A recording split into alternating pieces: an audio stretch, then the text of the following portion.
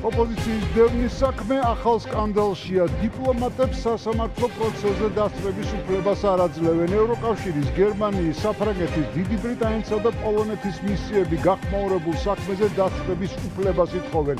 მიმართვა მოსამართლე მახარობლიძეს. მაღალი საზოგადოებრივი ინტერესის მქონე საქმეების განხილვაზე დიპლომატიური დაკვირვება არის ხანგრძლივი და ფართოდ აღიარებული პრაქტიკა, წერენ დიპლომატები მოსამართლის სახელზე გაგზავნილ წერილში. გაიხსნება თუ არა სასამართლოს კარი საელჩოების მონიტორებისთვის? ნანუკა ქაჯაია გვერდება ამ თემით პირდაპირ ეთერში. მოსამართლე თამარ მახარობლიძის გადაწყვეტილება უკვე ცნობილია. დიპლომატიური კორპუსის წარმომადგენლებისთვის სასამართლოს კარი არ გაიხსნება. მე ახლა ხელში მიჭირავს განცხადება, რომელიც მოსამართლეს ჩვენი ქვეყნის პარტნიორებმა გაუგზავნეს იმისთვის, რომ ბოლო დროის ყველაზე რეზონანსულ საქმეზე დასწრებოდნენ სასამართლოს ხდომებს, რადგან მათთვის საინტერესოა რა ხდება დახურულ კარს მიღმა. ბუნებრივია, საზოგადოებებს არ აქვს ინფორმაცია, რა არის რეალობა, რა არის სიცრუე, როგორც წესი დახურული სასამართლოს ხდომიდან განსხვავებული ინფორმაციები გამოაქვთ როგორც ადვოკატებს, ასევე პროკურორებს. შესაბამისად, როგორც ჩანს, ჩვენი ქვეყნის პარტნიორებმა მიიღეს გადაწყვეტილება მიემართათ წერილით მოსამართლე თამარ მახარობლიძისთვის იმისთვის, რომ თავად დასწრებოდნენ სასამართლოს ხდომას, თუმცა მათ დღეს უარი მიიღეს. წერილს ხელს აწევს გერმანიის საელჩო, საფრანგეთის საელჩო, დიდი ბრიტანეთის საელჩო, პოლონეთის საელჩო და აწერს ევროკავშირის წარმომადგენლობა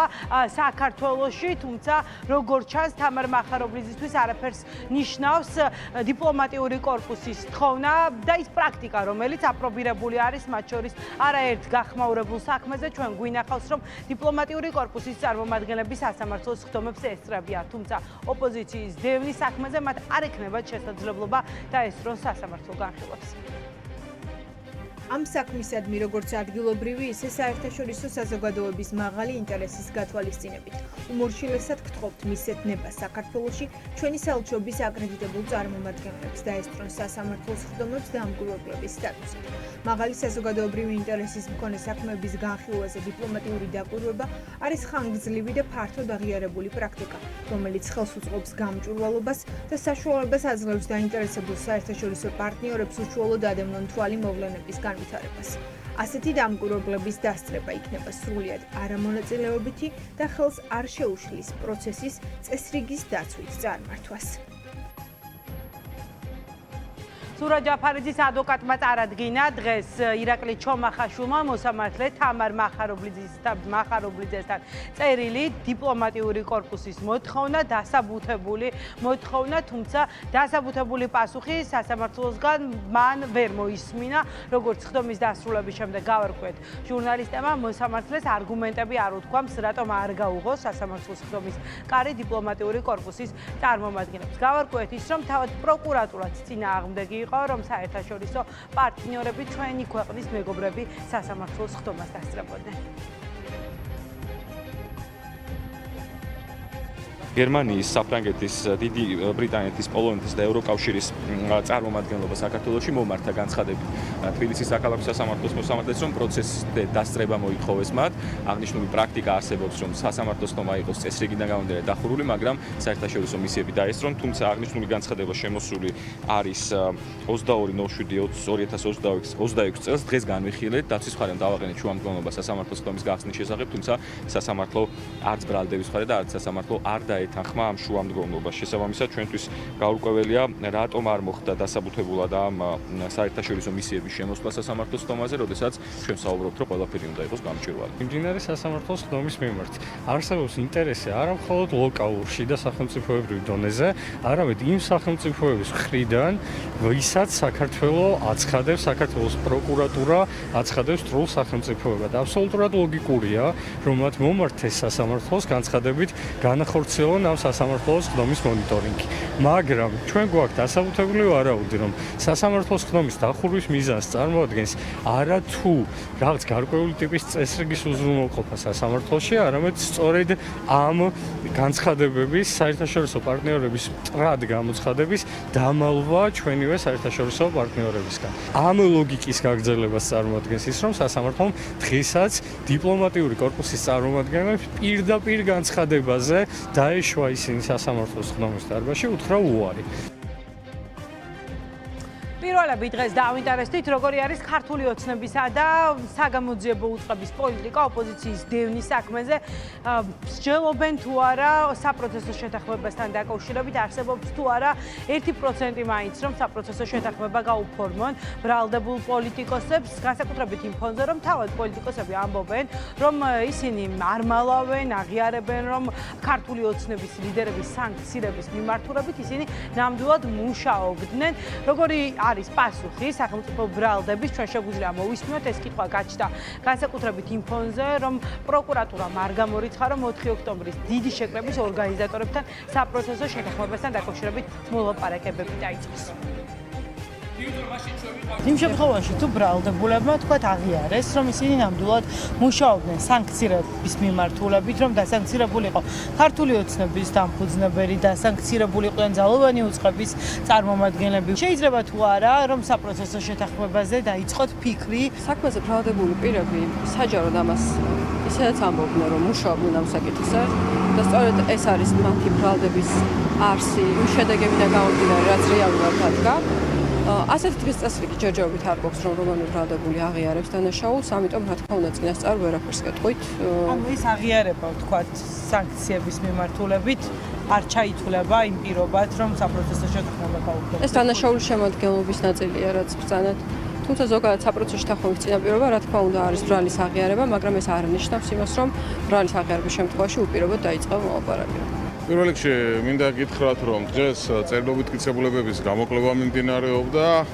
ის, რაც არ არსებობს და რაც არ ჩაუდენია, კონკრეტულად მე ვიტყვი მამუკა ხაზარაძეზე, ბადრი ჯაფარიძეზე, ზოგადად რა დანაშაულიც არ მომხდარა, იმის ირგვლივ ვერანაირი წერილობითი მტკიცებულება ვერ იარსებებს ბუნებაში და ვერც ვერაფერს ვერ გამოაქვეყნებს. თუ ოდნავ სამართლიანობაზე შეიძლება იქნას საუბარი, ეს საქმე აქამდე არ უნდა მოსულიყო, ამას საქმეზე ბრალი არავის არ უნდა წაყენოდა, რანაირ დანაშაული საქმეში არ არსებობს და ბუნებრივია, ვერ თუ არ არსებობს დანაშაული, იმაზე არც ბრალი არ უნდა წაეყენებია და ეს ეტაპები არ უნდა გადაელახა, აქედან გამომდინარე, ეს არის ღიად პოლიტიკური დევნის, პოლიტიკური ბრალდების საქმე, ამასთან დაკავშირებით არაერთხელ გითხოვთ ჩვენი პოზიცია.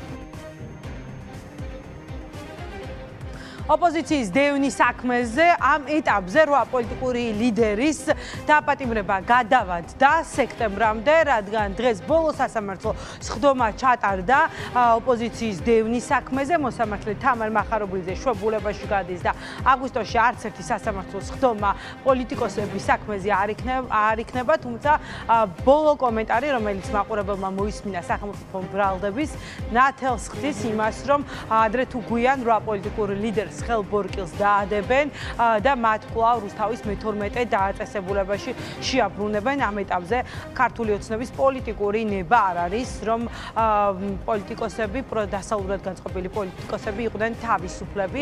8 პოლიტიკურ ლიდერს აქვს წარდგენილი ბრალდება. ეგრეთ წოდებულ საბოტაჟზე დავებიან 4 პოლიტიკოსს, მამუკა ხაზარაძეს, ბადრი ჯაფარიძეს, ნიკა მელიას და ნიკა გვარამიას, მათ 4 წლამდე პატიმრობა ემუქრებათ. რაც შეეხება გიორგი ვაშაძეს, ზურა ჯაფარიძეს, ელენე ხოშტარიას, მათ საბოტაჟთან ერთად ემდავებიან უცხო ქვეყნისთვის სტრულ საქმიანობაში დახმარებას და 15 წლიან პატიმრობას ითვალისწინებს ეს მუხლი. დანაშაულის დამტკიცების შემთხვევაში მიხეილ სააკაშვილიც ბრალდებული ამ სისხლის ამასლის საქმეზე და მას სახელმწიფოს დამხობისაკენ მოწოდებას ედავებიან. დანაშაული სააკაშვილის შემთხვევაში 3 წლამდე თავისუფლების აღკვეთას ითვალისწინებს. მამუკა ხაჯაია საუბრობდა პირდაპირ ეთერში. ვახო მხნედ არის და ელოდება 14 დღის გასვლას, რომ საქმეს დაუბრუნდეს. ეს განცხადება ცოტა ხნის წინ ჟურნალისტის ადვოკატმა გააკეთა, რომელმაც ვახო სანაიამ მცხეთის იზოლატორში მოინახულა. მცხეთაშია ვახო სანაიას ცოლიც, რომელიც პირადად ესწრებოდა, როგორც დაადეს ხელბორკილები მის მეუღლეს. მოსამართლის გადაწყვეტილებით სანაიას 2 კვირა მოუწევს დროებით მოთავსების იზოლატორში ყოფნა. რა ხდება მცხეთაში? ხატია სამხარაძე მუშაობს ამ თემაზე და ახლა ის გვერდება პირდაპირ ეთერში. მცხეთის დროებითი მოთავსების იზოლატორი სულ ცოტა ხნის წინ დატოვა ვახო სანაიას ადვოკატმა. მთავარი გზავნილი, რომელიც მან საზოგადოებისათვის გამოიტანა, არის ის, რომ ვახო სანაია არ აპირებს არც დანებებას, არც გაჩერებას და მით უმეტეს არც პოსტებისა და ხელწერის შეცვლას, მხოლოდ იმის გამო, რომ ქართულმა ოცნებამ ასე გადაწყვიტა მისი განეიტრალება და 2 კვირით გაუშვა პატიმრობასა და ციხეში. ასევე ამბობენ იმასაც, ადვოკატი გვიდესტურებს, რომ სანაია ერთადერთი, რასაც ელოდება, ეს არის 14 დღის გასვლა იმისთვის, რათა საკუთარ პროფესიულ მოვალეობასა და და ეთერს დაუბრუნდეს, იქვე იმყოფებოდა მისი მეუღლეც, რომელმაც თქვა, რომ ეს გადაწყვეტილება ქართული ოცნების მიერ მართული სასამართლოსი არაფერია გარდა კრიტიკული მედიის წარმომადგენლის დაშინების, განეიტრალების და მისი გაჩერების მცდელობისა, თუმცა ოჯახის წევრებმა ძალიან კარგად იციან, რომ მსგავსი ტიპის მეთოდებით ვახოსანაიას განეიტრალება ქართულ ოცნებას არც აქამდე გამოსვლია და არც მომავალში გამოუვა. ვახო პირველია, ვისაც ეს სასჯელი ერგო, ასე ვთქვათ, ამ ხელისუფლებისაგან წილად. იმედია, რომ იქნება უკანასკნელი. ცოტა მეეჭვება ასე იყოს, მაგრამ მინდა რომ ასე იყოს. ნახე, ვახო კარგად არის, თავს კარგად ცნობს, მხნედ არის შემართებით და ელოდება, როდის გავა 14 დღე რომ გააგრძელოს თავისი საქმიანობა, როგორც ჟურნალისტმა და როგორც საქართველოს მოქალაქემ. ეს არის ამ ეტაპზე, რაც შემიძლია გითხრათ. სკროლვას ქრინვის სააგენტოდ წოდებული სააგენტოს გადაწყვეტილებითა და მოსამართლეც ეკავას აღსრულებით და მიღებული გადაწყვეტილებით ვახოსანაია 14 დღეს გაატარებს პატიმრობაში. ეს არის მცხეთის დროებითი მოთავსების იზოლატორში. მან რამდენიმე პოსტი გამოაქვეყნა ლადო ბოჟაძესთან და შალო პაპუაშვილთან დაკავშირებით. ეს პოსტები არის გარკვეული ტიპის სერიის ხასიათისა და სახის და არის სარკასტული, თუმცა მიუხედავად იმისა, რომ ეს პოსტები მან იუმორით დაწერა, როგორც ჩანს ქართული ოცნებისათვის საკმაოდ სენსიტიური აღმოჩნდა, მათ იგრძნეს თავის შეურაცხყოფილად და ამის გამო კრიტიკული მედიის წარმომადგენელი, ჟურნალისტი და ტელეწამყვანი იზოლატორში 2 კვირით გაუჩეს. ხატია სამხარაძე საუბრობდა პირდაპირ ეთერში.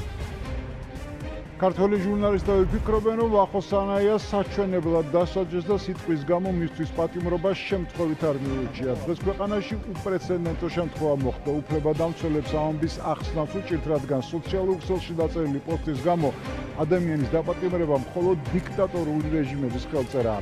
ჩნდება ეჭვი, რომ ამ დაპატიმრებით ოცნებას საზოგადოებას აფრთხილებს, რომ ხმამაღალი საუბარი და კრიტიკა დასჯადია. ქვეყანაში რეპრესიები საშიში რუსული სტილით ძლიერდება, თქვენ დღეს ჟურნალისტებმა. ჩემთვის აბსოლუტურად სულ ერთია, რას დაწერე. აი ამ თავის გადაწყვეტილებებში ჯარიმას, პატიმრობას აბსოლუტურად სულ ერთია.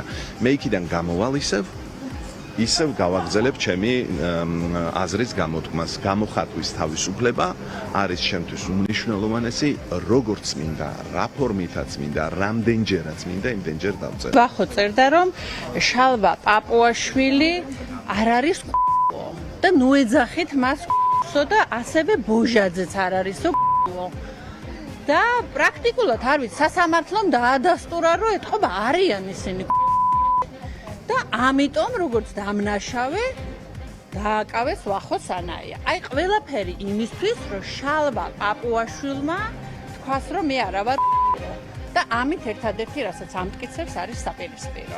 ვისაც ჯერ ილუზიები აქვს, რა ტიპის ქვეყანაში გვაცხოვრებს ოლიგარქის რეჟიმი, უბრალოდ ვთხოვ, რომ დაფიქრდეს, შეიჭრნენ ადამიანის პირად სივრცეში და, რა ვიცი, ხუმრობის გამო ადამიანს რეჟიმი ციხეში უშვებს, ჟურნალისტს, კრიტიკულად განწყობილ ჟურნალისტს 14 დღით ციხეში.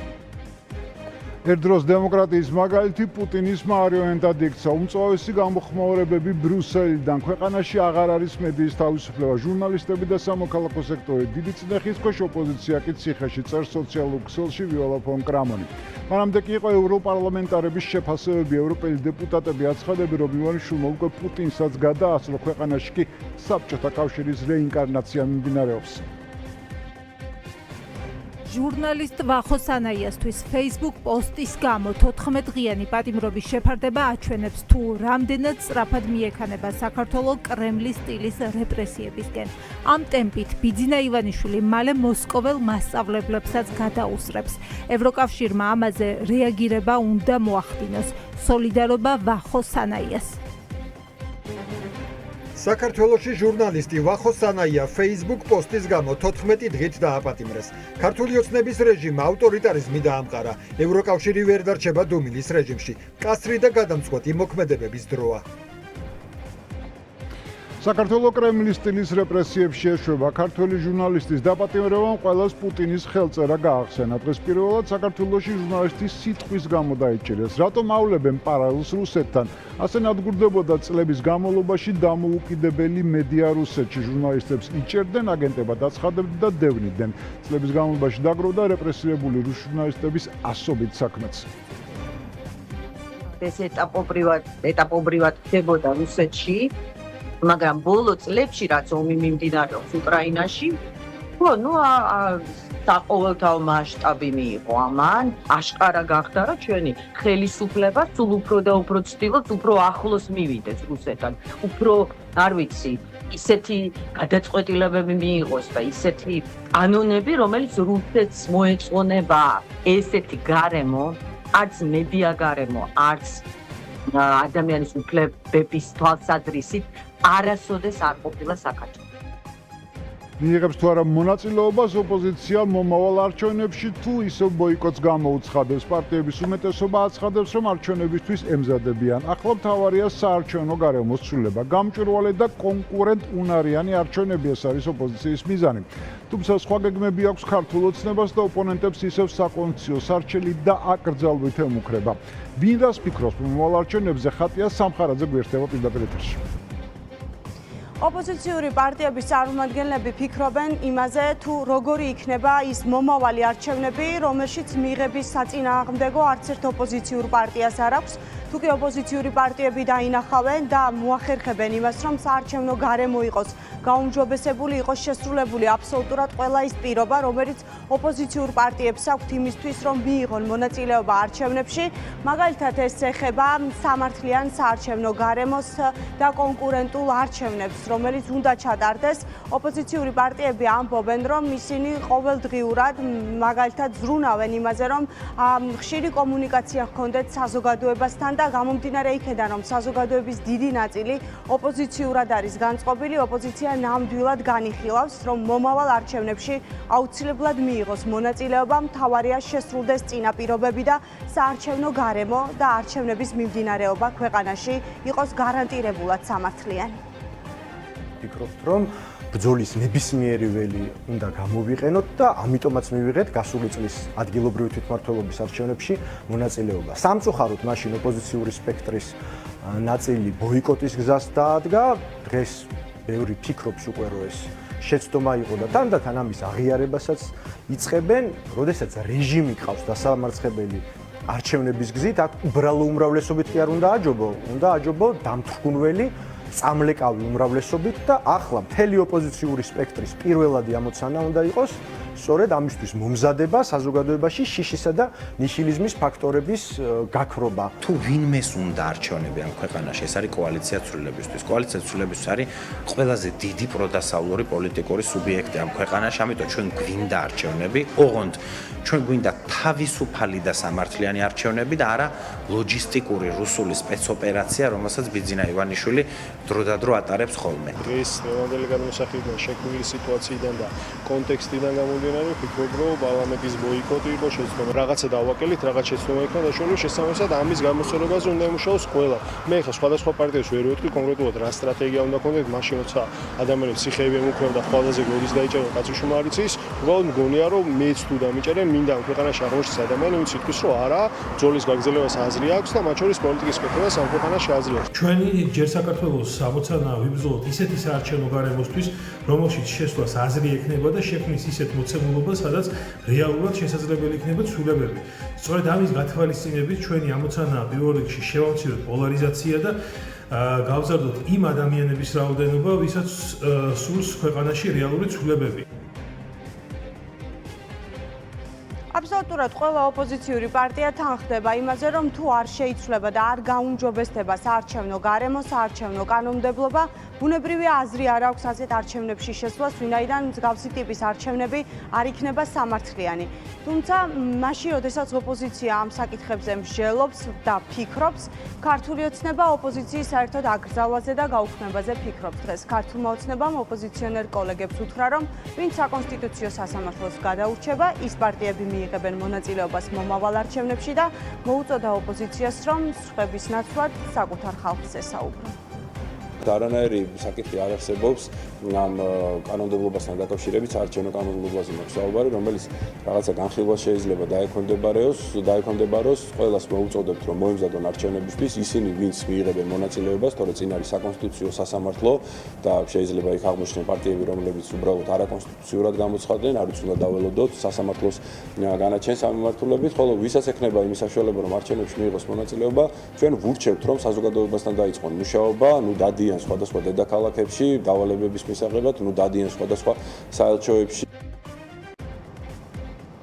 ახლა საინტერესო არის შეიცვლება თუ არა საარჩევნო კანონმდებლობა, მათ შორის არჩევნების მოახლოებასთან ერთად წავა თუ არა ქართული ოცნება დათმობებზე და კომპრომისებზე, იმისთვის, რათა ჩადარდეს ისეთი არჩევნები, რომელთან დაკავშირებითაც ბევრი კითხვის ნიშანი არ ექნება ოპოზიციას. ასევე საინტერესო არის, როდის დაიწყებს საკითხის განხილვას საკონსტიტუციო სასამართლო და საბოლოოდ რა გადაწყვეტილებას მიიღებს სასამართლო პარტიების აკრძალვასთან დაკავშირებითაც.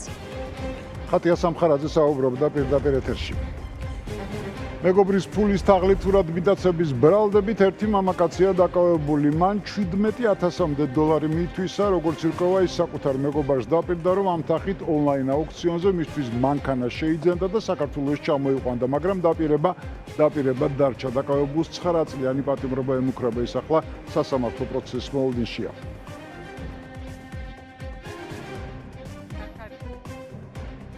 ეს იყო პირველი 6 საათზე, მე ზუსტად 1 საათი 7 საათამდე გემშვიდობებით.